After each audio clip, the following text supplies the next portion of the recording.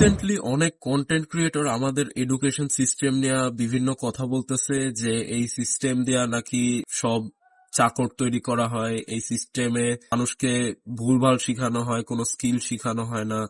তারপর এটা নাকি ইউজলেস ইনফরমেশন দিয়ে ভরা, এগুলি পড়লে নাকি মানুষের লাইফে কিছুই করা সম্ভব না, ইত্যাদি ইত্যাদি বলতেছে।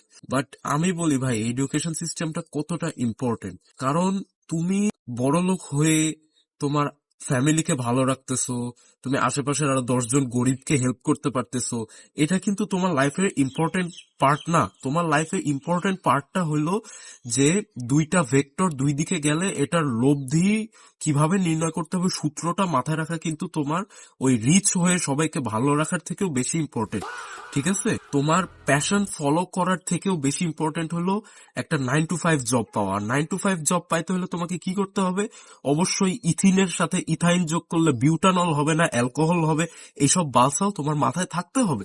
তা যদি না হয় তাহলে তুমি 9 to 5 জয়েন করতে পারবা না, তোমার লাইফে কিছুই হবে না। বুঝতে হবে ভাই, মার্কেটিং, সাইকোলজি, সেলস এসব দরকার নেই। ঠিক আছে, এগুলি পড়লে তুমি হাইয়েস্ট টাকা কামাইতে পারবা, লাইফে সুখে থাকতে পারবা। বাট ওই সুখের থেকেও বেশি ইম্পর্টেন্ট হইলো A+B হোল কিউব না, A+B হোল টু দি পাওয়ার 7 এর সূত্র তোমার মাথায় থাকতে হবে।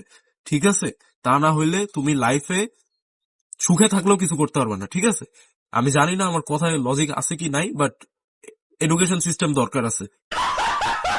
What the fuck? What the fuck was that?